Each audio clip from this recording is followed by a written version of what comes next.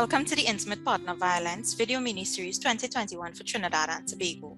My name is Diane Lewis and I am a victim service provider.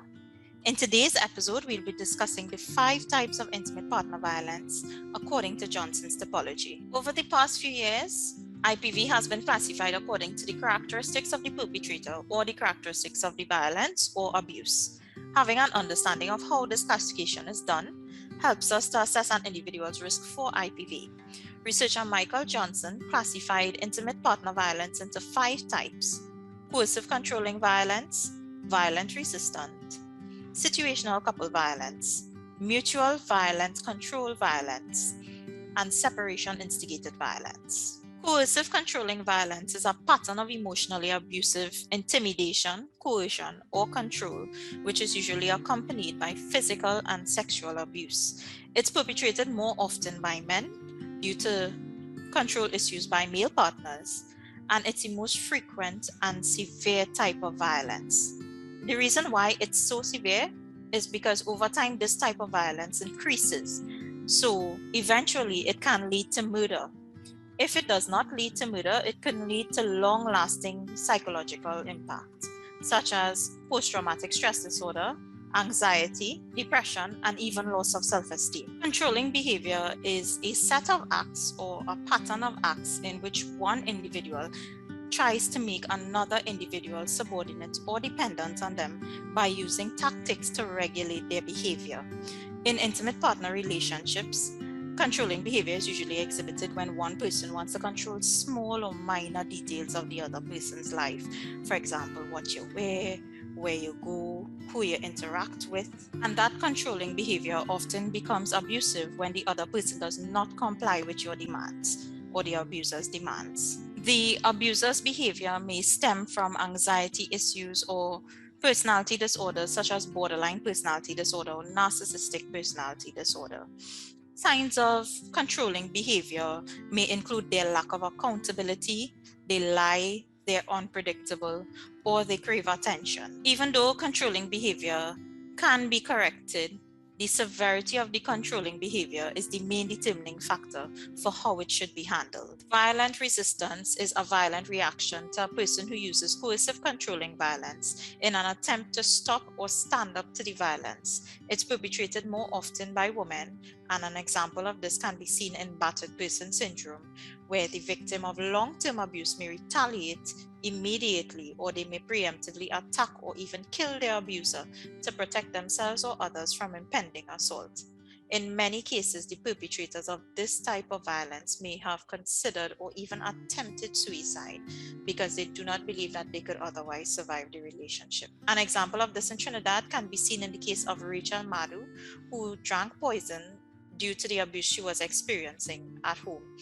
I would like to now read an excerpt from what she wrote on an envelope while she was hospitalized. I live in an abusive relationship with my husband, she called his name, for 17 years.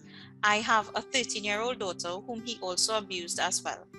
He would beat me and tell me I always have man.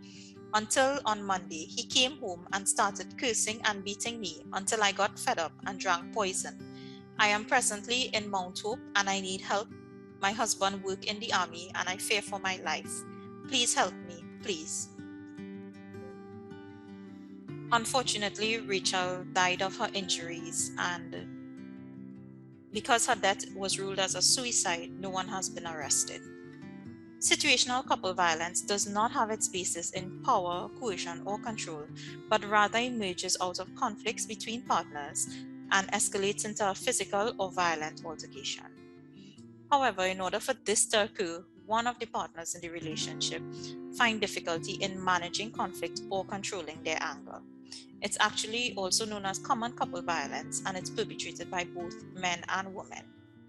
While situational couple violence does not have chronic patterns of controlling behavior, it does include a lot of verbal abuse like cursing, slandering, shouting, and accusing. Unlike coercive controlling violence, it does not increase over time and includes minor forms of violence. Mutual violent control violence occurs when both parties are controlling and violent towards each other. In other words, both partners use violence as a means to control each other. and it's considered a rare type of violence, and not much research has been done on it to properly list its features and consequences. I recently came across an article where a woman killed her male partner, and the victim's sister stated that they were both violent towards each other. Just want to read an excerpt from the Newsday. Both are violent to each other. They are accustomed to having disputes. They normally break up and make up. They would quarrel and fight for different reasons, like about money or the children. The last time she left him was in May. She returned sometime this month. I cannot say if they ever made police reports about the disputes, but police never came here regarding them. In reading this article, this came across like it may have been an example of mutual violent control violence. Separation-instigated violence occurs in a relationship between partners with no prior history of violence. It doesn't refer to cases of continued coercive controlling violence that extends beyond the separation. The violence is actually triggered in response to a traumatic event at the time of the separation, and it's not expected from the partner who perpetrates it. It may be feelings of public humiliation, the departure from home, or contentious allegations or sense betrayal. Separation-instigated violence includes behaviors such as lashing out, destroying property, or trying to intimidate your ex-partner and their new spouse. Obtaining a court order for protection or a restraining order can result in compliance for perpetrators. Different types of IPV are to be addressed in different ways. The severity of the abusive behavior is the main determining factor for how it should be handled. Setting clear boundaries in a relationship may cause change, but it's most effective when done in the early stages of the relationship. For mild behaviors such as blaming or minimizing, confronting your partner and letting them know how you feel can help to address the abusive behavior. However, when the controlling behavior becomes abusive, you may endure verbal abuse, manipulation, and exploitation. If this is the case, it's best to seek counseling. It's also best to seek advice by contacting your domestic violence hotline on how to deal with behaviors that may include deprivation, isolation, and intimidation. If it reaches to the extent where it becomes physical or sexual, or you are in any immediate danger, it is best to contact the emergency services at 555 or 999. So today we'll be tackling the citizen question of why is it that many people who were once victims of abuse often find themselves in abusive situations again? There are many reasons for this. Lack of resources, lack of support. Believe it or not, many people do not have a good support network out there.